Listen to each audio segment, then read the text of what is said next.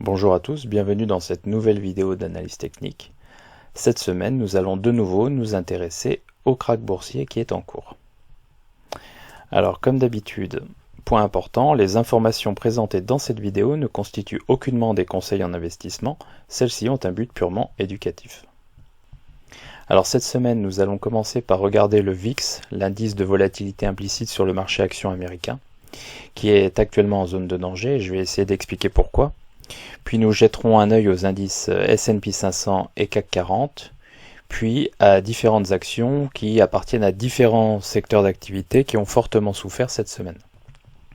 À savoir Fnac Darty, Maison du Monde, donc Fnac Darty pour la distribution, Maison du Monde pour l'ameublement, mais également Renault, Peugeot, Daimler, Valeo et Continental pour le secteur automobile, incluant les équipementiers comme Valeo ou les fournisseurs de pneumatiques comme Continental.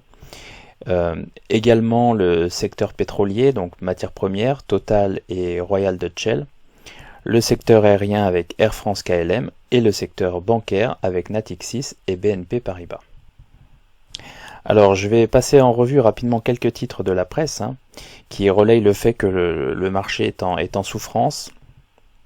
Alors je vais commencer avec un titre issu de CNN Business sur lequel on peut voir que le marché a perdu 9 000 milliards de capitalisation boursière au cours des derniers jours. Donc 9 000 milliards de capitalisation boursière, ça correspond environ à 1/6 du PIB mondial. Donc ce n'est pas anodin. Alors ensuite j'ai récupéré l'extrait d'un article sur le journal belge L'Echo, le journal financier belge L'Echo, sur lequel on peut voir que la compagnie Flybe, donc une compagnie britannique, qui avait été notamment aidée financièrement récemment par le gouvernement Johnson au Royaume-Uni, a fait faillite cette semaine, a déposé le bilan cette semaine. Voilà, donc on voit que la crise sanitaire en cours a un impact direct sur l'économie, et un impact direct sur les entreprises qui commencent pour certaines à faire faillite. Donc les entreprises les plus en difficulté, celles avec la moins bonne trésorerie et le moins bon carnet de commandes par exemple. Alors je vous ai mis un autre extrait d'article ici qui s'intitule Coronavirus, vent de panique sur les marchés mondiaux. Le CAC 40 a pour sa part clôturé la semaine sur un nouveau plongeon de plus de 4%, ce qui est énorme. Et l'article nous indique que de son côté, le VIX, l'indice de la peur, flambe et dépasse les 50 points. Et c'est là-dessus que je vais revenir juste après pour voir un peu quelle est la situation sur le VIX qui nous donne des informations intéressantes pour les semaines à venir. Voilà, enfin un dernier extrait d'article qui s'intitule Les bourses européennes et Wall Street poursuivent leur chute. Bien entendu, on est dans une phase, alors que certains n'osent pas appeler krach pour le moment, mais qui est caractéristique des krachs boursiers. Alors un dernier point ici, j'ai fait la liste de tous les secteurs qui sont inexorablement touchés par cette crise sanitaire, en particulier le tourisme et l'hôtellerie, les transports et notamment le transport aérien, l'automobile, incluant les équipementiers comme on va le voir ensuite, l'ameublement, la distribution, donc tous les secteurs dans lesquels les gens sont censés se déplacer. Alors les banques, parce qu'en fait la Fed aux États-Unis, donc la Banque centrale américaine a baissé son taux directeur de 50 points de base, donc de 0,5%, et donc ça a un impact direct sur les rendements obligataires. Et plus le rendement obligataire est faible, plus le taux sur les obligations est faible, plus la marge des banques est faible. Voilà, donc ça veut dire que potentiellement la crise et donc la baisse des taux aux États-Unis et dans d'autres pays, parce que j'imagine que d'autres banques centrales dans le monde vont suivre en abaissant leur taux directeur. Donc cette baisse des taux n'est pas une bonne nouvelle pour les marges des banques. Et par ailleurs, la crise, comme on le voit avec cette faillite de Flybe, devrait avoir un impact notamment au niveau des provisions des banques qui devraient provisionner davantage, qui vont probablement provisionner davantage leur potentiel de perte, d'accord, lié au fait que certaines entreprises seront dans l'incapacité de rembourser leurs dettes, au moins à court terme. Alors les assurances, parce que certains assureurs vont directement être exposés aux répercussions du coronavirus, soit de manière directe, soit de manière indirecte, mais également les matières premières. Alors les matières premières, notamment le pétrole qui a fortement chuté aujourd'hui en séance puisqu'on a perdu plus de 8%. Et enfin, on peut également citer le secteur de l'industrie. Alors l'industrie parce que on risque d'avoir des blocages au niveau de la chaîne de production et on pourrait également avoir des fermetures d'usines, tout du moins à court terme, en cas de problème au niveau des stocks. Et enfin le secteur du luxe qui pour autant je trouve n'a pas excessivement baissé ces dernières séances. Voilà, alors juste avant de faire une analyse technique de toutes les actions que j'ai présentées juste avant, je vais faire un petit rappel sur la situation sur le coronavirus, qui je pense intéresse tout le monde et qui intéresse les marchés en particulier. Alors ce qu'on peut voir ici, en fait ce qui inquiète les marchés, c'est la propagation très rapide de l'épidémie qui est désormais une pandémie. Et on peut voir ici sur ce graphique que j'ai récupéré sur YouTube, puisqu'il y a une chaîne qui diffuse en direct l'évolution des chiffres pour différents pays. Donc je vous mettrai le lien sous la vidéo si vous voulez regarder de temps en temps. Et donc on voit que le nombre de cas a complètement explosé, notamment en Corée du Sud, puisqu'on est désormais à plus de 6500 cas pour 44 décès. Également en Iran, alors là potentiellement les chiffres sont potentiellement sous-estimés, donc on a officiellement 124 morts. On a des membres du Sénat iranien qui sont décédés. Et potentiellement, on a une sous-estimation du nombre de cas pour l'Iran. Donc, les chiffres ne sont peut-être pas extrêmement fiables pour l'Iran. Il faudra suivre un peu la situation. Les chiffres sont a priori très fiables au niveau de la Corée du Sud et très fiables au niveau de l'Italie. Donc, a priori, ce sont les deux pays à suivre pour connaître un peu l'évolution de la situation. Voilà, donc ces pays sont potentiellement les deux pays à suivre pour voir un peu quand est-ce qu'on va avoir une inflexion au niveau de l'évolution du nombre de cas. On voit qu'il y a une explosion des cas en Allemagne et en France en parallèle. Alors les deux pays avancent en parallèle avec un nombre de morts plus important en France puisqu'on n'a aucun mort pour l'instant en Allemagne. On a 9 décès en France. Donc affaire à suivre. On observe également des cas, une explosion des cas en Espagne récemment, mais aussi aux États-Unis, en Suisse, au Royaume-Uni et dans de nombreux pays, notamment en Belgique, vous voyez, 111 cas, et dans de nombreux pays européens. Ce qui veut dire, comme on le voit ici, qu'en fait, on a une croissance exponentielle du nombre de cas. Voilà, et pour ma part, j'ai un gros doute sur la véracité des chiffres chinois. Voilà, donc on en saura plus, avec l'évolution de la situation en Corée, en Italie, en Allemagne, en France, en Espagne, et ainsi de suite. Voilà, donc la situation est quand même, comment dire, la situation pose quand même question, puisqu'on nous a répété que le virus ne s'éparpillerait pas aux quatre coins du monde, et c'est le cas. On nous a ensuite répété que ce virus n'était pas très dangereux, donc sans être alarmiste, ce virus est quand même bien plus dangereux qu'une simple grippe, puisque le taux de décès, et on peut le voir ici, si je fais 197 décès divisé par 4636, je suis à un taux de mortalité d'environ 4% pour l'Italie. Donc on est quand même sur un taux de mortalité qui a priori est bien plus important qu'une simple grippe, puisque pour rappel, pour une simple grippe, le taux de mortalité est d'environ 0,1%. Et donc il faudra suivre ce taux de mortalité. L'OMS a récemment rappelé que le taux de mortalité au niveau mondial était de 3,4%. Donc on est sur un taux de mortalité 34 fois supérieur au taux de mortalité d'une grippe saisonnière. Voilà, je passe à l'analyse technique. Donc on va commencer par le VIX. Alors je vais essayer de passer en revue les choses assez rapidement parce que j'ai quand même pas mal de valeurs à passer en revue. Donc je vais rester sur une vue mensuelle, fréquence mensuelle, et on va commencer par le VIX puisqu'on a des informations très intéressantes ici. Alors je tourne cette vidéo le vendredi soir, on est le 6 mars, et on voit que le VIX a clôturé ce vendredi soir à 41,94, donc quasiment 42. Et ce qu'on peut voir, et j'en parlais la semaine dernière, c'était que autant d'habitude on a des mèches, c'est-à-dire qu'on a une explosion du VIX. Donc pour rappel, le VIX c'est l'indice ce qu'on appelle l'indice de la peur, c'est simplement la volatilité implicite sur le marché action américain, donc c'est-à-dire la volatilité estimée à horizon 30 jours par les les investisseurs à horizon 30 jours sur les actions américaines. Alors comme je l'avais expliqué la semaine dernière, plus l'indice de volatilité est élevé, plus la peur sur le marché est importante. Donc plus potentiellement les investisseurs cherchent à se couvrir. Plus l'indice de volatilité est faible, plus les investisseurs ont confiance. Et donc moins les investisseurs cherchent à se couvrir. Alors ce qu'on peut voir, c'est que le VIX a clôturé ce vendredi à 41,94, donc quasiment 42. Et ce qu'on peut voir, c'est que contrairement aux épisodes précédents, que vous pourrez retrouver dans la vidéo en haut, je vous mettrai un lien, contrairement aux épisodes précédents, donc des crises précédentes, le VIX reste à un niveau élevé.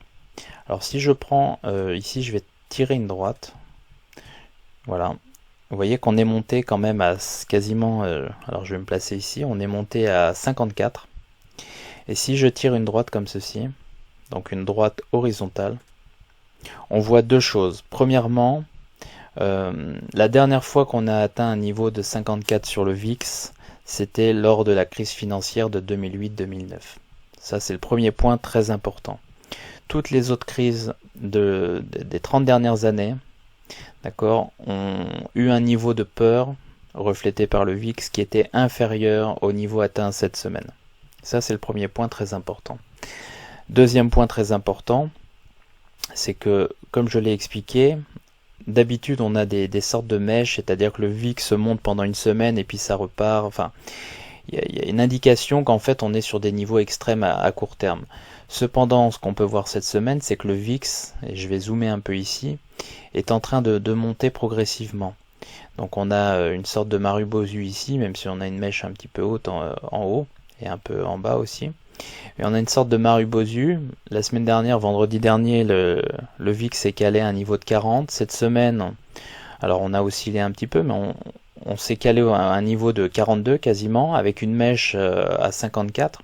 Ce qui veut dire potentiellement que la peur est en train d'augmenter sur les marchés. Et ce qui nous renvoie au graphique que j'ai montré juste avant, sur l'évolution du coronavirus. C'est-à-dire que plus on a des cas, plus on a une explosion des cas à travers le monde, plus la peur augmente, puisqu'il y a un effet anxiogène qui est créé par l'augmentation du nombre de cas. Alors vous voyez qu'ici on est en vue mensuelle. Maintenant c'est vrai que l'essentiel de la hausse le mois dernier s'est fait en fait en dernière semaine du mois de février. Donc en réalité c'est comme si on avait 2 semaines ici. Ce qu'il faudra guetter, c'est l'évolution du VIX dans les semaines qui viennent pour savoir si on franchit clairement les 54, auquel cas on pourrait partir dans une spirale extrêmement baissière dans les semaines qui viennent. Et on pourrait potentiellement perdre 15-20% sur les marchés sans problème si l'indice de la peur venait à exploser cette zone des 54 points. Voilà, donc affaire à suivre sur le VIX, on a un signal qui est pas extraordinaire, en tout cas à court terme, en tout cas pour le mois de mars. Donc vraiment affaire à suivre, il faudra surveiller le niveau de ce niveau. Voilà, on va passer ensuite au S&P 500, donc je vais mettre le S&P 500 ici, S&P 500, c'est parti. Donc on va regarder les contrats futurs, ici sur le S&P, on regardera le marché cash sur le CAC 40. Voilà, on va se concentrer sur le S&P 500, donc on avait repéré ici des zones importantes la semaine dernière, 3150 points, 3070 points, 2995. On avait expliqué qu'en fait le S&P 500 était venu clôturer le mois de février sur la zone des 2995 points ici. Et donc cette semaine, et donc on est en fréquence mensuelle, mais là bien entendu comme on est le 6 mars, on n'a qu'une semaine de cotation ici. Cette semaine en fait on est allé chercher la zone des 3100-3165 points que j'avais identifié comme étant potentiellement une zone de vente à court terme, et c'est exactement ce qui s'est passé. Donc je vais passer en fréquence hebdomadaire ici, et vous voyez en fait le cours est venu essayer de repasser au-dessus des moyennes mobiles, donc ici 52-55 périodes, est venu chercher cette zone donc que j'avais définie entre 3100 points et 3165 points, et on a eu l'apparition de vendeurs dans cette zone, ce qui était assez prévisible. Voilà. On avait également repéré que on avait ici une zone potentiellement d'achat à court terme, donc j'avais repéré ça en zone, j'avais repéré ça en fréquence journalière, vous voyez. Donc on avait cette zone ici que j'avais matérialisée en bleu, en expliquant que potentiellement, comme on était survendu ici, puisqu'on avait un chandelier qui ne touchait pas sa zone de signal ici, donc une moyenne mobile exponentielle 3 périodes, généralement ce qui se passe, c'est que les cours repartent à la hausse, d'accord, puisqu'on est survendu, donc le marché a besoin de respirer. Donc on a une respiration ici, on est revenu chercher la zone des 3100-3165 points. Le marché est reparti fortement à la baisse malgré la baisse des taux de la Fed, hein, je le répète, de la Banque centrale américaine qui a baissé son taux directeur de 0,5 points, de 0,5%, donc de 50 points de base. Et on est ici venu vendredi, on a une petite mèche ici, donc en fait on est sur une zone d'hésitation ici. Donc l'ouverture de lundi va être très intéressante, je pense, puisque ce qui risque de se passer lundi, donc je vais remettre le graphe mensuel, la fréquence mensuelle. Voilà, donc il faudra bien suivre ce qui va se passer lundi. On a deux alternatives. Soit lundi, on arrive à se maintenir dans cette zone, et donc on va osciller dans cette zone. Le marché attendant des nouvelles plus rassurantes, sans prendre de décision à court terme. Soit en fait on va casser la zone des 2847 points, et dans ce cas-là le marché peut venir chercher plusieurs objectifs. Le premier objectif, c'est cette zone ici matérialisée en violet. Donc vous voyez, c'est simplement un report de la résistance qui est ici en violet. Donc j'ai une figure d'élargissement en violet, et je n'ai fait que reporter ici la zone de résistance de cette figure d'élargissement. Je la reporte ici, ce qui me fait une sorte de canal, vous voyez, de canal haussier ici.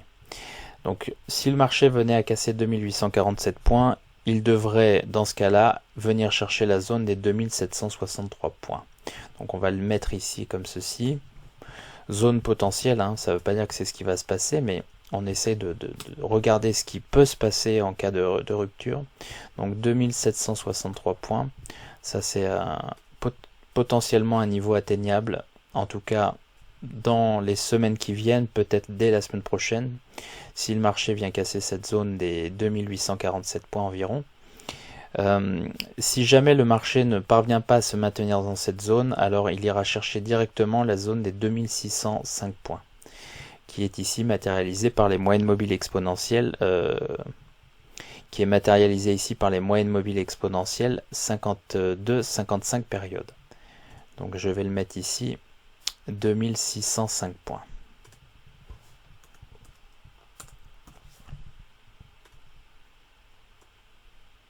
Voilà, alors on va juste arrondir un petit peu parce que j'aime bien les chiffres un peu ronds.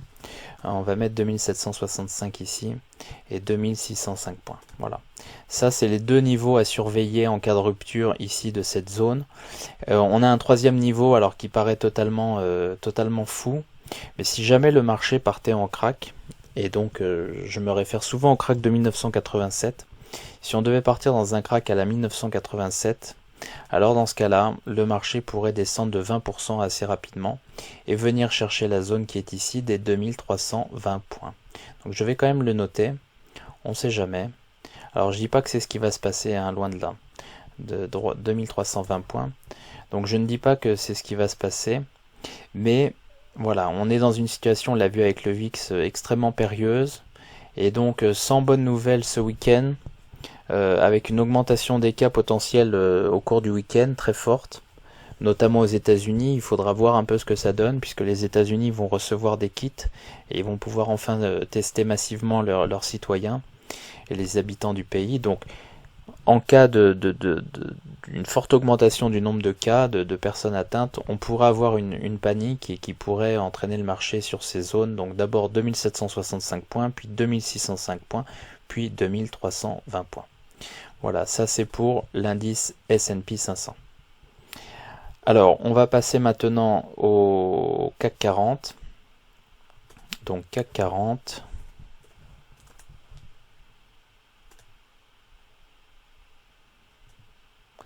Voilà, donc ça, là on est sur le marché cash CAC 40. Donc deux points importants ici, je commence directement avec ici le RSI 14 périodes. C'est qu'en fait ici potentiellement on a une zone, donc il faudra surveiller si le CAC 40 est capable de rebondir sur cette zone ou pas. Donc on va la matérialiser comme ceci, je vais la mettre en jaune, comme ceci et comme ceci. Alors on va essayer de la mettre un peu plus foncée, voilà, comme ceci. Donc je vais sauvegarder, et donc là on a une zone et il va falloir voir si le CAC 40 est capable de rebondir sur cette zone ou non.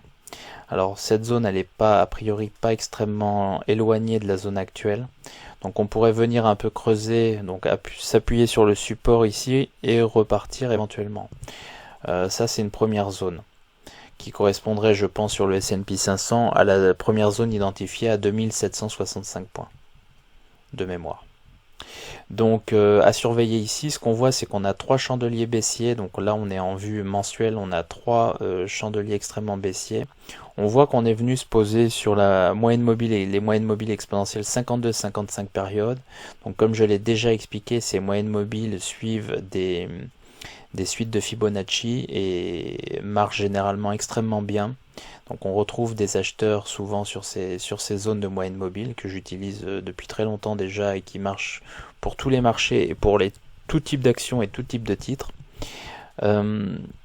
Le problème ici c'est que vous voyez, si jamais on passe en dessous de cette zone ici, alors derrière on a potentiellement un vide et on pourrait revenir chercher le bas du biseau comme je l'avais expliqué la semaine dernière à 4630 points. Alors une zone importante également, je vais la noter ici en chandelier japonais. Ici on a un Marubozu ou Marubozu, ça dépend de la prononciation. Je vous rappelle que le corps, donc le milieu du corps d'un Marubozu devient une zone de support, en tout cas à court terme. Ça veut dire qu'ici on devrait dans cette zone avoir une zone de support au moins à court terme. Donc on est sur une zone d'environ 4820 points. Donc on va le noter ici. 4820 points.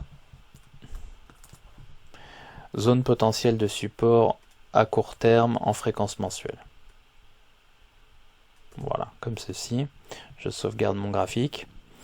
Voilà, donc sur le CAC 40, pas grand chose à dire, seulement qu'on a un biseau ascendant qui a été cassé ici, on est venu faire un pullback, on est venu redescendre et on est venu chercher chaque zone de moyenne mobile exponentielle sans parvenir à remonter pour le moment. Donc on va dire que la semaine prochaine, deux scénarios possibles, soit on arrive enfin à remonter en direction des 5580, et vous voyez que j'avais noté cette zone comme étant une zone de résistance potentielle dans laquelle on allait retrouver potentiellement des vendeurs, donc 5575 points. Et on voit, si on zoome un peu sur le chandelier, on voit qu'on est venu chercher 5541 points. Donc effectivement, des vendeurs se sont représentés dans cette zone pour revendre le marché. Et les acheteurs ont préféré céder leurs titres juste avant cette zone. Donc comme d'habitude, hein, c'était une zone qui était assez bien identifiée.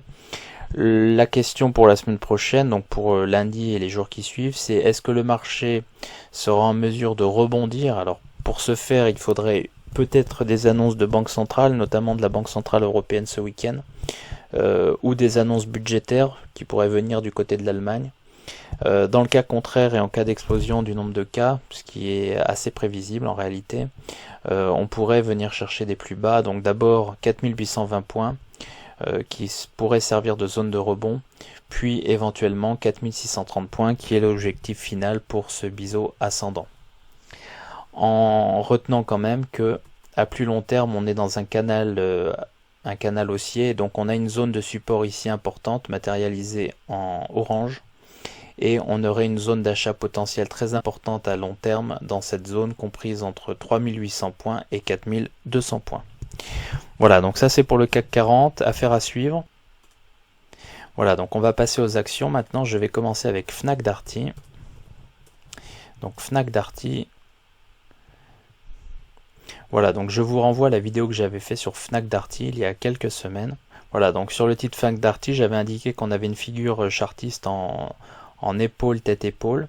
Et donc la rupture de cette zone, et en particulier de cette zone en violet à 45,76 €, pourrait envoyer le titre sur la zone des 37 €. Et vous voyez que dans le contexte actuel de marché extrêmement baissier, en fait, le premier objectif à court terme ici a été atteint assez rapidement et assez directement.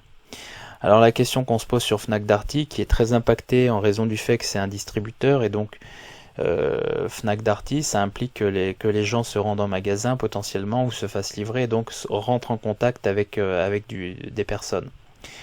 Donc la question qu'on va se poser, et vous voyez qu'on avait un autre objectif ici à 27,25 €. Donc cet objectif est matérialisé ici par une zone d'achat. Donc on a une zone de support ici. Potentiellement on pourrait retrouver les 27,25 € si le titre venait à complètement cracher. Voilà, donc le prochain objectif est situé à 27,25 € puis 20,50 € sur le titre Fnac Darty. Donc ça, bien entendu, c'est si le report, vous voyez, le report de l'épaule ici est atteint. Le report complet de l'épaule. Donc on avait ici le report de l'épaule de gauche qui était plus petite. Et donc l'objectif était à 37 €. Et on a ici le report de la seconde épaule qui est fixé à 20,50 €. Avec ici une zone de support à 27,25 €. Donc deux scénarios possibles. Si le marché se reprend dans les semaines qui viennent, le titre Fnac Darty pourrait venir faire un pullback sur la zone des 45,76 €. Si jamais par contre le marché continue dans sa spirale baissière, alors le prochain objectif sur le titre c'est 27,25 €. Voilà, ça c'était pour Fnac Darty. On va maintenant passer au titre Maison du Monde qui a également fortement souffert.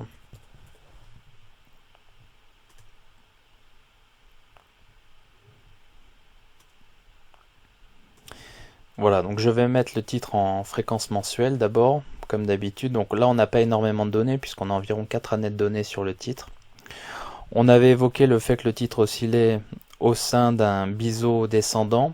J'avais évoqué la possibilité d'une rupture par le bas de ce biseau ascendant, de ce biseau descendant. Donc je vais zoomer un peu ici. On va se placer comme ça sur le graphique. Donc j'avais évoqué la possibilité pour le titre de venir casser le biseau descendant par le bas. C'est ce qui se produit souvent sur les biseaux descendants, c'est ce qu'on appelle des fausses cassures. Alors pour le moment on ne sait pas si c'est une fausse cassure, donc il faut rester très méfiant. J'avais tiré ici un trait potentiel donc pour expliquer que peut-être le titre pourrait venir comme ça casser par le bas son biseau. Alors vu la puissance du mouvement directionnel sur le marché, on pourrait venir encore plus bas, on pourrait aller chercher les 8 €, c'est pas impossible. Ce qui se passe généralement derrière, alors sauf catastrophe, sauf récession mondiale et d'autres problèmes du même type, ce qui se passe généralement sur ce genre de configuration, c'est que le titre essaye de réintégrer comme ça son biseau descendant pour repartir, si celui-ci a le potentiel de repartir. Donc si je zoome encore un peu plus, je vais le faire maintenant, vous voyez qu'en fait, je vais me mettre en fréquence hebdomadaire. Vous voyez qu'en fait j'avais évoqué dans ma précédente vidéo sur Maison du Monde l'évolution du cours au sein d'une figure d'élargissement. D'accord, comme ceci. J'avais expliqué qu'en fait on pouvait sortir soit d'un côté soit de l'autre, avec une probabilité d'environ 50% de chaque côté. Il s'avère que le cours est venu casser ici son support et donc est venu chercher l'objectif fixé ici à 9 €. Donc j'avais évoqué 10 €, vous pourrez regarder la vidéo, je mettrai un lien en haut. Fixé à 10 €. Et donc vous voyez que le titre est venu chercher cet objectif à 10 € et a clôturé cette semaine à combien? À 10 € pile. D'accord? Donc si je me place ici, vous voyez en haut à gauche, le cours de clôture est bien de 10 €.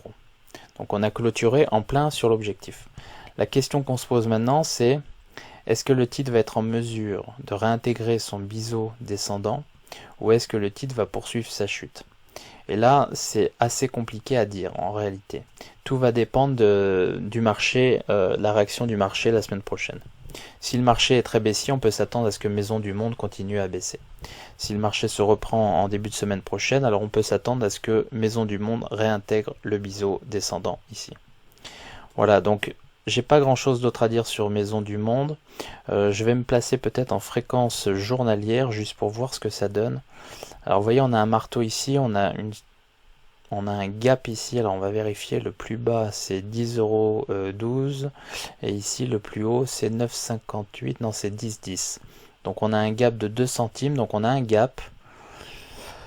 Donc potentiellement ici, on pourra avoir une reprise haussière. Si le marché global, donc le marché dans son ensemble se reprend lundi ou la semaine prochaine, on pourra avoir une reprise ici. Donc si le marché baisse, on pourrait venir descendre un peu, tester le point bas du marteau. Et ensuite, si le marché repart, on pourrait repartir et réintégrer le biseau. Voilà, mais il n'y a rien de garanti sur le titre, il faut rester extrêmement prudent sur ce titre qui est fortement impacté par la situation actuelle, puisqu'effectivement, si les clients ne vont plus consommer, ne sortent plus de chez eux, par peur du virus, forcément ça va avoir un impact sur leur consommation au niveau des meubles. Donc ça pourrait impacter les résultats de Maisons du Monde dans les trimestres qui viennent, forcément. Voilà, donc maintenant on va passer au secteur automobile, donc automobile et équipementier rapidement. Donc on va regarder le titre Renault.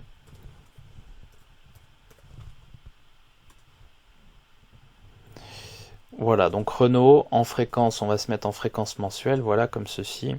Donc pas grand chose à rajouter par rapport à d'habitude. Ce qu'on peut voir ici, donc toujours un RSI 14 périodes extrêmement dégradé. Ce qu'on peut voir ici, c'est que le titre en fait est venu complètement percer sa zone de support ici. On est venu percer le support, donc l'oblique ici, qui était un report du canal haussier ici. Donc on avait un report de support ici.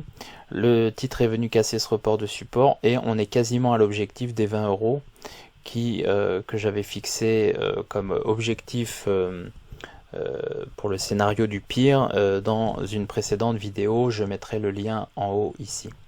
Voilà, donc l'objectif est quasiment atteint sur le titre Renault. Vu la dégradation du titre, il peut se passer deux choses, hein, comme je l'avais expliqué la semaine dernière. Soit le titre, vous voyez, parce qu'on est extrêmement loin de la ligne de signal, puisque si je regarde ici, ma ligne de signal est à 28,26 € et mon point haut ici est à 26,96 €. Donc ça veut dire que j'ai ici un chandelier japonais qui ne touche pas sa ligne de signal, donc c'est-à-dire sa moyenne mobile exponentielle 3 périodes. Mais généralement ce que ça veut dire, c'est que le titre est extrêmement survendu. Donc ça veut dire probablement qu'on a beaucoup de vendeurs à découvert, et quand ces vendeurs à découvert vont se racheter, le titre peut fortement rebondir. Donc voilà, donc bien entendu, si le marché dans son ensemble continue sa chute et qu'on perd encore 20%, bien entendu Renault ne s'arrêtera pas à 20 euros, mais potentiellement ira chercher ses points bas donc de 2008-2009. Donc on peut s'attendre à un titre au moins à 18 euros, et en excès on pourrait revenir chercher le support long terme autour des 16 euros. Voilà, ça c'est pour Renault. Donc deux scénarios possibles. Le premier scénario, c'est on n'est pas loin d'objectif des 20 euros, donc il devrait se passer des choses dans cette zone. Premier scénario, le titre rebondit fortement, d'accord, c'est-à-dire que le marché commence à se racheter, et si le marché commence à se racheter dans son ensemble, Renault devrait profiter de ces rachats, avec potentiellement un rachat de short qui pourrait être extrêmement violent, puisqu'on a ici des niveaux sur le RSI extrêmement survendus, que ce soit en fréquence journalière, hebdomadaire ou mensuelle. Deuxième scénario possible, le marché craque dans son ensemble, continue sa chute, on perd 15-20% sur les indices. Dans ce cas-là, Renault continue sa chute de la même manière. Voilà, ça c'est pour Renault. Alors je vais maintenant passer au titre Peugeot. Donc Peugeot, donc PSA, on y va, Peugeot, et on va voir que Peugeot, c'est un peu mieux. Pour autant, il y a des signaux qui peuvent être un peu inquiétants, notamment au niveau du RSI 14 périodes ici, puisque j'avais indiqué qu'il fallait bien surveiller cette zone ici, et qu'en fait on a cassé cette zone. Donc on est en train de marquer des plus bas sur le RSI ici, ce qui est jamais bon signe. Quand je regarde ici le graphique, donc pour Renault, on avait expliqué qu'on avait une sorte de triple top ici, un triple sommet, figure en triple sommet, avec un objectif potentiel ici à 10,90 €. Pour l'instant, le cours, on le voit ici, se situe sur la zone des 16 euros. Donc on a un potentiel de baisse dans le pire des scénarios d'environ 30%. Alors je ne dis pas que c'est ce qui va se passer. Ce qu'on pourrait observer dans les semaines qui viennent, c'est une tentative de remontée ici ou une accélération baissière. Donc il faudra vraiment suivre ce qui se passe sur le titre Peugeot. Un point négatif ici, c'est le croisement des zones de moyenne mobile, c'est-à-dire qu'elles sont orientées vers le bas et elles commencent à croiser. Ça, généralement, c'est pas extrêmement bon signe. Voilà, donc il va vraiment falloir regarder ce qui se passe dans cette zone en jaune. à savoir si le titre continue à descendre. Donc là on est un peu masqué par mon trait rouge, s'il continue à descendre ou s'il essaye d'amorcer un pullback sur la zone des 18 euros. Voilà, ça c'est pour Peugeot, mais on voit que le titre est quand même orienté à la baisse, puisqu'on a perdu en quelques mois sur Peugeot, on a perdu 40% quand même. Donc c'est vraiment tout le secteur automobile qui est à la peine en ce moment. Voilà, on va passer à la valeur suivante, toujours dans le secteur automobile. J'ai décidé d'inclure la valeur Daimler pour voir ce que ça donne. Alors Daimler, on va regarder ça ensemble. Donc voilà, ça c'est pour Daimler. Donc rapidement on va regarder et le graphique et le RSI 14 périodes. Donc on voit que le titre Daimler évolue au sein d'un canal haussier, comme ceci, avec une zone de résonance au milieu qui sépare le canal haussier en deux zones. Donc on voit qu'on a ici également une figure en épaule-tête-épaule que j'ai matérialisée par des triangles rouges. Et donc en fait ici j'ai calculé deux objectifs. Donc le report de l'épaule, premier objectif, qui était fixé ici à 44 € et qui a été atteint ici en décembre 2018, et un deuxième objectif qui est le report de la tête sur la zone de coût, fixé donc celui-ci à 36,50 € et qui a été atteint puisque on a clôturé ce vendredi à un cours de 34,86 €. Donc basé sur la figure chartiste qui est ici d'épaule tête épaule, les deux objectifs sont atteints. Donc il n'y a plus aucun objectif à aller chercher en termes de figure chartiste. Ça c'est le premier point important. Le deuxième point important, c'est qu'on se trouve ici sur une zone de, vous voyez, de double bottom. On a un énorme double bottom et ce qui se passe généralement, c'est qu'on vient chercher la moitié du double bottom ici. Et quand je regarde la moitié du double bottom, alors à la grosse touche, on est sur des zones potentiellement d'achat. Troisième point important, c'est qu'on est ici dans un biseau descendant. Qu'est-ce qui se passe généralement sur les biseaux descendants? C'est que en fait le cours vient casser le biseau ascendant avant de se reprendre et remonter dans le biseau descendant. Et c'est ce qu'on voit notamment au niveau du RSI 14 périodes, puisqu'en fait le RSI 14 périodes a fait une fausse cassure et est remonté au sein du biseau descendant. Donc lui on voit qu'il est au sein du biseau descendant. On voit également, si je me mets en rose ici, qu'on a une divergence haussière au niveau du RSI. Donc ce sera à suivre ça. Donc en mensuel, donc il faudra attendre la fin du mois de mars pour voir si c'est toujours le cas, mais on a un signal potentiellement ici que, enfin on a une divergence qui nous indique que potentiellement les cours de Daimler pourraient réintégrer leur biseau descendant. Voilà, donc affaire à suivre. Sur Daimler, le titre a perdu quand même, si je prends depuis son point haut atteint en 2015, le titre a perdu 63%. Voilà, en se rappelant que les valeurs cycliques du type automobile peuvent perdre de 80 à 90% sur un cycle de baisse. C'est pas impossible. Voilà, mais j'aurais tendance à penser que le plus gros de la baisse sur Daimler est fait et que dans le pire des cas, on pourrait retrouver du Daimler aux alentours de 25 €. Voilà. Donc, affaire à suivre, on pourrait même tracer un trait ici, c'est ce que je vais faire sur Daimler ici. On pourrait revenir éventuellement chercher cette zone ici. Je vais la mettre comme ceci et on va mettre une autre couleur et je vais mettre un petit trait fin. On pourrait venir chercher la zone ici. On va mettre ça comme ça. Voilà. Voilà, pour autant les objectifs sont atteints, donc Daimler pareil, paraît a priori légèrement survendu, donc il faudra voir ce qui se passe. Si jamais on part en crack, donc baisse de 15-20% sur les indices, Daimler à 25 € paraît pas impossible. Pour autant à plus long terme, on est sur des zones de prix déjà qui sont extrêmement faibles. Voilà. Ok, on va maintenant passer au titre Valeo. Donc on va regarder le titre Valeo. Toujours dans le secteur automobile, donc équipementier automobile. Et on va regarder un peu ce qui s'est passé sur le cours de cet équipementier. Voilà, alors là on est sur le titre Valeo, donc équipementier automobile. Et alors on observe plusieurs choses. D'abord le titre Valeo, donc qui cotait environ 1 € en 1985, vous voyez, a connu, donc est un titre extrêmement cyclique, qui a connu plusieurs phases de forte hausse et également de forte baisse. Donc on avait ici, il oscillait ici au sein d'un canal légèrement haussier, puis on a eu une accélération du titre en 2013-2014, et en fait, vous voyez, on a juste fait un report du canal. Report du canal haussier, on est venu chercher la résistance du report du canal, et le titre est reparti fortement à la baisse depuis 2017. Alors premièrement, ce qu'on peut voir, c'est qu'on a une divergence baissière au niveau du RSI entre 2015 et 2017, c'est-à-dire que alors que les cours faisaient des points hauts de plus en plus hauts, le RSI, lui, évoluait de manière baissière.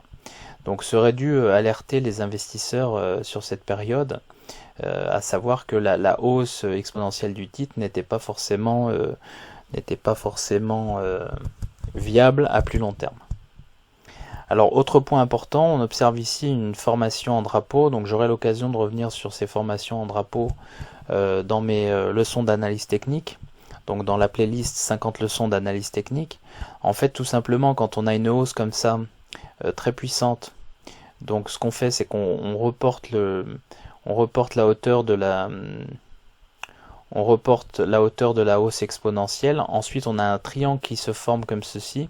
Et lorsqu'on casse ce triangle par le haut, ce qu'il est bon de faire, c'est reporter en fait tout simplement la hauteur de la première phase de hausse.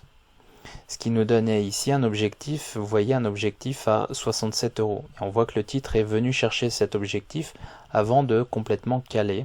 Et on voit qu'il a calé alors que le RSI lui était baissier. Donc on avait quand même une indication que la hausse était potentiellement terminée, ou en tout cas suspecte. Alors le titre depuis a fortement chuté puisqu'on a perdu, donc depuis le point haut de 2017, le titre a perdu 71% quasiment. Comme on l'a vu historiquement, le titre dans les phases de repli a tendance à perdre énormément de sa valeur. Donc si je prends la phase entre 1998 et 2009, le titre avait perdu 90% de sa valeur. Donc c'est pas anormal sur le titre. Alors la question qu'on va se poser ici, c'est quel est l'objectif de Valeo à très court terme. Donc tout simplement, ce qu'on peut observer ici, je vais réécarter un peu le graphique, voilà. Ce qu'on peut observer ici, si je prends ici mon support, que je le clone et que je le reporte, normalement on est capable de trouver une zone de résonance. Donc quand vous avez un canal, comme ici un canal légèrement haussier, généralement au milieu, alors soit au milieu, soit dans une des zones du canal, on est capable de trouver une droite de résonance. Et si je place ici, je me déplace, ici vous voyez que j'ai une droite de résonance. Donc je vais la mettre avec un trait un peu plus faible, comme ceci. Je vais sauvegarder mon graphique et vous voyez qu'ici on a une droite de résonance, c'est-à-dire que cette droite de résonance sépare mon canal en deux zones. Donc j'ai une zone haussière ici et j'ai une zone baissière en dessous. Et donc le prochain objectif sur Valeo, en tout cas à court terme, c'est la zone qui est ici, située à 16,50 €. Donc on va le donner ici, on va l'écrire ici. Donc 16,50 € sur Valeo à court terme. Alors à court terme, on est en fréquence mensuelle, hein, donc ça peut être à horizon plusieurs mois ou plusieurs semaines. Mais le prochain objectif est de 16,50 €. Après la question sera de savoir si on aura des acheteurs sur cette zone ou pas. Le problème ici sur Valeo, c'est qu'on a une baisse qui est extrêmement directionnelle. Alors on voit ici qu'on avait une formation en diamant que j'ai matérialisée en bleu. Alors le principe de la formation en diamant, c'est que soit en fait on fait une formation en diamant, donc c'est une forme de consolidation avant une accélération baissière, soit on consolide en diamant avant une reprise haussière. Et on voit qu'en fait on a une reprise haussière, que les cours sont venus caler donc sur les zones de moyenne mobile exponentielle baissière, qui ont servi de zone de résistance avant une réaccélération baissière.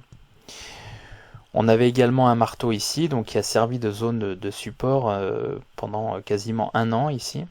On voit que cette zone a été cassée, donc le prochain objectif clairement c'est 16,50 € sur Valeo. Alors la vraie question est de savoir si cette zone peut tenir. Alors là, on va essayer de zoomer un peu pour voir ce que ça donne au niveau des chandeliers. Alors cette zone pourrait être testée, je vais utiliser le conditionnel comme d'habitude, pourrait être testée et on pourrait potentiellement aller plus bas. Ce qu'il faudra guetter ici, c'est le RSI comme d'habitude, donc c'est à savoir est-ce qu'on pénètre cette zone en dessous des 30, et on gardera à l'esprit que quand on pénètre en dessous des 30 sur un RSI 14 périodes, généralement ce qui se passe derrière c'est une continuation de la baisse ou une accélération baissière. Donc prochain objectif sur Valeo, 16,50 €. C'est tout le secteur automobile qui est plombé pour l'instant par la crise sanitaire. C'est tout le secteur automobile qui est dans un cycle fortement baissier. Donc on se rappellera que le secteur automobile fait partie des secteurs cycliques et qu'on est actuellement dans un cycle fortement baissier. On se rappellera également que ces valeurs cycliques, quand elles repartent fortement à la hausse. Le tout, c'est de ne pas les acheter trop tôt pour ne pas être pénalisé ensuite. Vous voyez, parce qu'un titre comme Valeo, on peut descendre sur des zones extrêmement basses. Voilà, ça c'était pour Valeo. Alors on va maintenant s'arrêter sur le titre Continental très rapidement, c'est un peu la même chose. Donc Continental. Voilà, donc ça c'est le titre Continental et vous voyez qu'en fait on a la même configuration que sur Valeo, c'est-à-dire on a un canal légèrement haussier, ici même un canal horizontal, et si je fais un report du canal, on avait ici un objectif sur Continental à 194 €.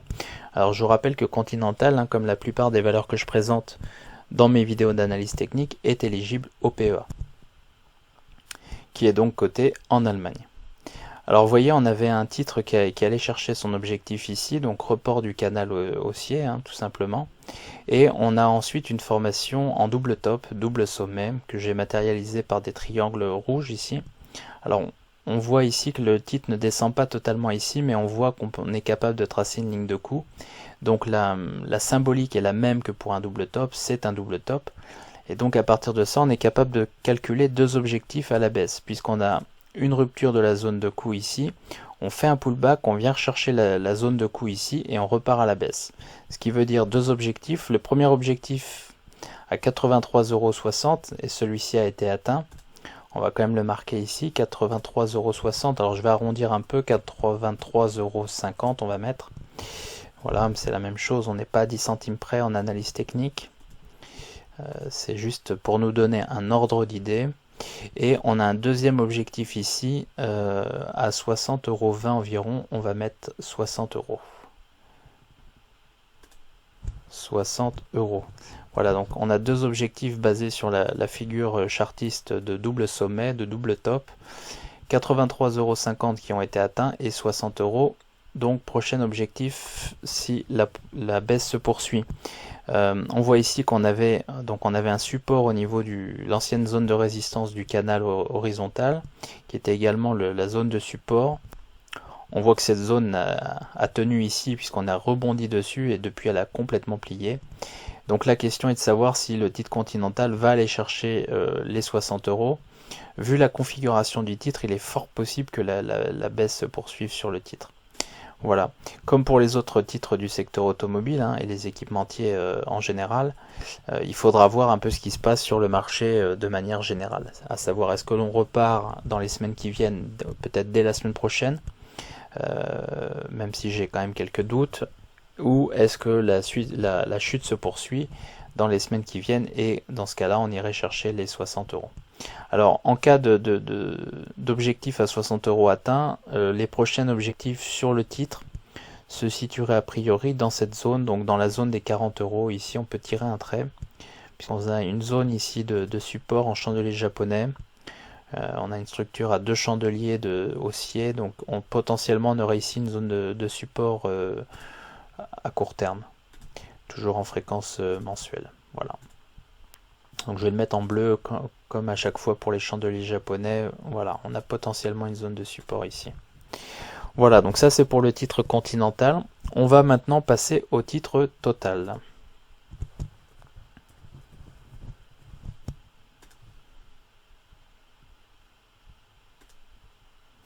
Alors le titre Total, j'en avais parlé dans une vidéo, dans plusieurs vidéos, j'en ai parlé la semaine dernière, j'avais fait une vidéo d'analyse technique sur Total. J'avais expliqué qu'on avait ici une figure en triangle, et donc il fallait guetter cette zone en jaune. On est en plein dans la zone, donc à 37,15 €. Donc ce qui peut se passer ici, il y a plusieurs choses importantes. Ce qui peut se passer ici, c'est qu'on peut retrouver des acheteurs dans cette zone, alors soit dans cette zone, soit un peu en dessous de cette zone. Donc on pourrait se battre dans les semaines et les mois qui viennent dans cette zone. Première possibilité. Deuxième possibilité, en fait on rebondit sur cette zone pour retourner ici dans la zone en rose qui sert quelque part de support ascendant à long terme. Deuxième possibilité, donc ça c'est en cas de reprise haussière des indices. Troisième, et du pétrole notamment. Troisième possibilité, c'est qu'on aille chercher la zone en rectangle. Ici on voit qu'on a une formation en rectangle ou canal horizontal et qu'on aille directement chercher cette zone à 32,50 €. On pourrait tenter une remontée, donc un pullback sur le RSI avec une rechute ensuite. On pourrait avoir quelque chose comme ça. Voilà. Donc je vais sauvegarder ici. Donc ça c'est ce qui pourrait se passer sur le RSI. Et donc si on avait ça sur le RSI, je vais essayer de bien le mettre ici. Si on avait ça sur le RSI, bien entendu, si on avait une remontée, ça veut dire qu'on remonterait au niveau ici de la zone en rose, donc du canal haussier ascendant. Maintenant, donc il pourrait se passer ça dans les semaines qui viennent ou dans les mois qui viennent avec une remontée ici, puis potentiellement une rechute sur 32,50 €. Voilà, donc à voir si le titre descend sur 32,50 €, ce qui à long terme paraît une zone d'achat intéressante, puisque comme je l'avais déjà expliqué dans mes vidéos sur les rectangles, l'idée sur un rectangle comme ça, sur une tendance haussière de très long terme, c'est d'acheter les zones de support et de revendre à proximité des zones de résistance. Voilà, donc affaire à suivre sur Total. Les cours ont fortement baissé ce vendredi puisqu'on a perdu plus de 8%. Et donc comme on va voir ici, je vais vous montrer un deuxième titre. Donc le titre Royal Dutch Shell. Alors il est peut-être pas opportun de mettre du Royal Dutch Shell dans son PEA puisque le titre ne sera peut-être plus éligible d'ici la fin de l'année.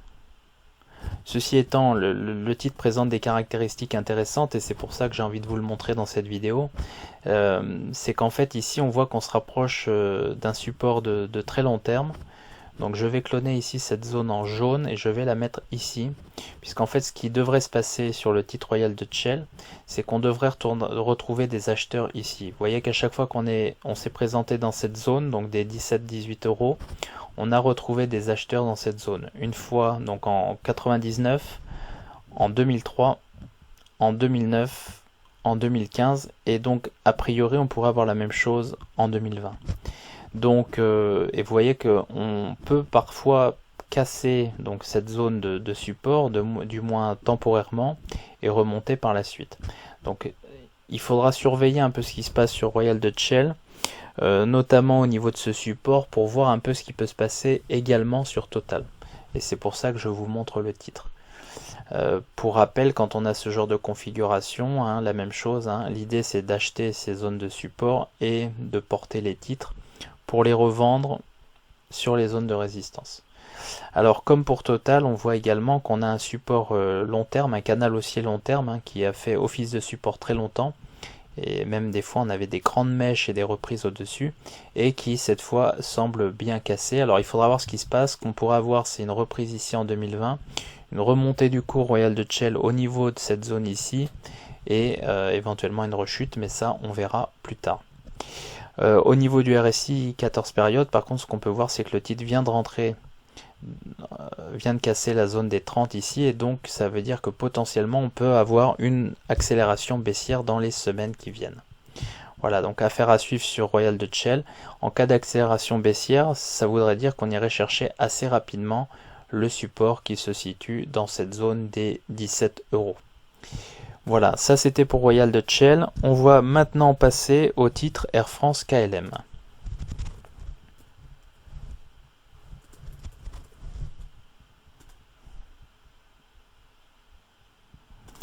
Voilà, alors Air France KLM, comme toutes les compagnies aériennes, titre fortement vendu cette semaine et depuis 15 jours. Donc on voit que le titre évoluait dans un canal haussier, canal ascendant comme ceci, avec deux zones de résonance. J'en ai déjà parlé dans de précédentes vidéos. On avait deux objectifs ici à 7,75 € qui a été rapidement atteint, et un deuxième objectif à 5,80 €. Et on voit que le titre est venu donc ce vendredi casser les 5,80 €, casser cette zone avant de remonter pour clôturer à 5,71 €. Donc on est en plein sur cette zone de support, donc tant au niveau du chandelier japonais, puisqu'on avait vu que le milieu du corps du chandelier, donc du Marubozu ici, servait, c'est donc de zone d'objectif, Et également, on est sur le support haussier du canal ascendant matérialisé en orange. Voilà, alors si jamais cette zone venait à casser sur Air France KLM, le prochain objectif, ce serait le bas de ce Marubozu, qui servirait d'objectif à court terme. Ici, on pourra avoir ici, je vais le mettre ici, on pourra avoir un objectif ici. Donc le bas du Marubozu sert parfois de zone de support. Donc on pourra avoir un objectif ici à 4,80 €. Ça, ce serait le prochain objectif. Ça, ce serait le prochain objectif sur Air France KLM, 4,80 €.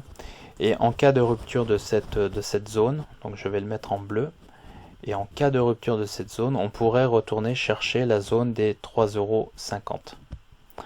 Donc je vais le mettre comme ceci, voilà. Et donc on a une zone ici, on a un support long terme en noir, on va dire dans la zone des 3,30 €, 3,50 €. D'accord, donc je vais l'écrire quand même pour m'en rappeler. Environ 3,50 € sur Air France KLM. Donc ça, c'est un peu le scénario du pire. C'est si le marché continue à craquer comme il le fait, on pourrait retrouver cette zone des 3,50 € sur Air France KLM. Voilà, donc affaire à suivre. Bien entendu, la situation est compliquée pour les compagnies aériennes, comme on l'a vu avec Flybe, hein, qui a déposé le bilan. Et donc on pourrait avoir des compagnies aériennes également qui déposent le bilan dans les trimestres qui viennent. Alors Air France me semble être une entreprise solide, j'ai pas regardé les résultats financiers et les comptes, mais je pense qu'Air France KLM a les moyens de passer cette crise. Pour autant, le titre pourrait être encore fortement chahuté dans les semaines et les mois qui viennent. Voilà, ça c'était pour Air France KLM, donc à surveiller les compagnies aériennes, hein, qui sont fortement pénalisées par la situation et qui pourraient encore continuer à chuter dans les semaines et les mois qui viennent. Voilà, on va terminer par les bancaires, donc on va regarder rapidement deux banques.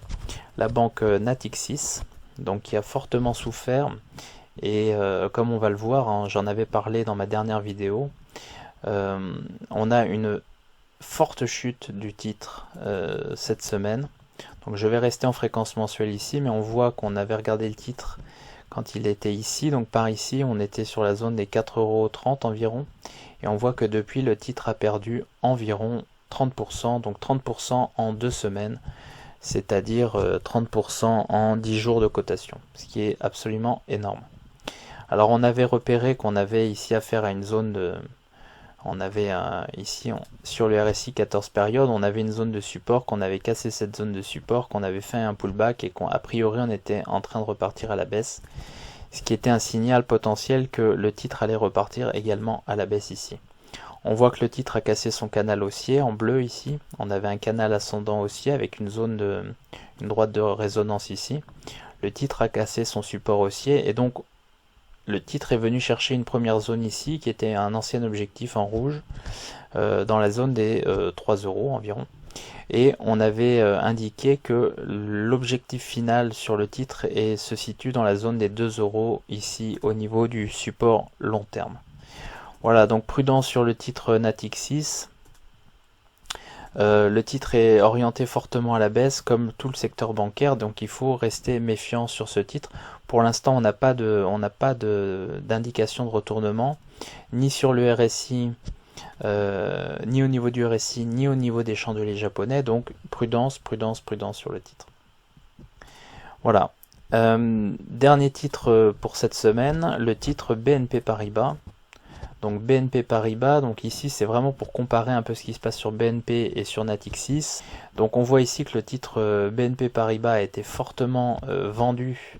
Donc là on est en fréquence mensuelle, mais cette semaine, puisqu'on est le 6 mars ici.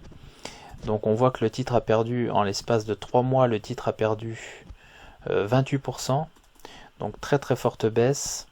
Et on voit qu'au niveau du RSI, on avait une indication ici, puisqu'on avait une divergence au niveau mensuel sur le RSI, puisque les cours faisaient de nouveau plus haut, alors que le RSI, lui, était en phase de baisse.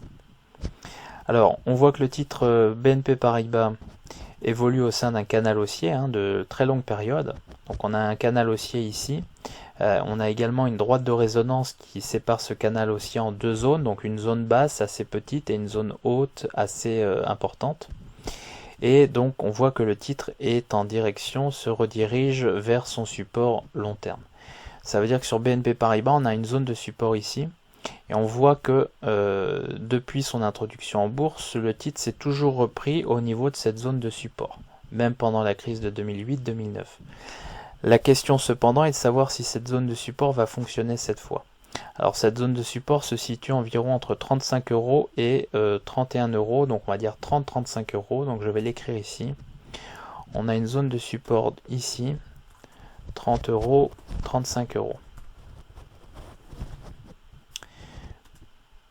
On va mettre ça en vert comme ceci. Donc on a une zone de support, donc il faudra voir si le titre, il va falloir regarder si le titre est capable de rebondir dans cette zone de support, donc ce qui nous laisse un potentiel de baisse sur le titre d'environ, on va dire entre 8%, allez, entre 10% et 20%. Ça c'est un premier objectif, premier support potentiel. En cas de rupture, parce qu'on pourrait avoir une rupture partielle en tout cas, on pourrait revenir chercher cette zone située entre 21 € et 25 €. Donc je vais l'écrire ici, 21 € et 25 €. 21 € et 25 €. Voilà, donc ça c'est vraiment le scénario du pire sur BNP Paribas. Donc vous voyez que le potentiel quand même de baisse n'est pas négligeable, puisque dans le scénario du pire on pourrait encore perdre 40% sur BNP Paribas. Donc avec potentiellement une augmentation des provisions, une baisse de la rentabilité en raison de la baisse des taux, et potentiellement un marché, enfin des investisseurs qui se méfient du système bancaire dans son ensemble. Voilà, j'espère que cette vidéo vous a plu. Donc ce week-end, regardez bien la situation, l'évolution de la situation au niveau du coronavirus, l'augmentation ou non du nombre de cas, et on peut s'attendre à une forte augmentation du nombre de cas ce week-end. L'augmentation aussi des mesures mises en place par les différents gouvernements, et peut-être des annonces aussi d'entreprises qui pourraient revoir leurs perspectives à la baisse. Voilà, on suivra également l'ouverture des marchés lundi, mardi. Voilà, en attendant, il faut rester prudent. Alors ce que je ferai, c'est que je mettrai en ligne la mise à jour de mon portefeuille, donc une nouvelle vidéo sur mon portefeuille PEA. Donc je vais essayer de faire ça soit dans la journée de samedi, soit dans la journée de dimanche. Voilà, et j'essaierai par ailleurs de faire une analyse technique de 3 valeurs éligibles au PEA que je n'ai pas encore présentées. Donc dans les idées que j'avais, il y avait Ipsen, potentiellement également Danone, et j'essaierai de trouver une troisième valeur qui pourrait être graphiquement intéressante à présenter. Voilà, si cette vidéo vous a plu, n'hésitez pas à liker celle-ci, à mettre un pouce bleu sous la vidéo, et si vous ne l'avez pas encore fait, je vous invite à vous abonner à la chaîne. Voilà, je vous dis à très bientôt pour une nouvelle vidéo.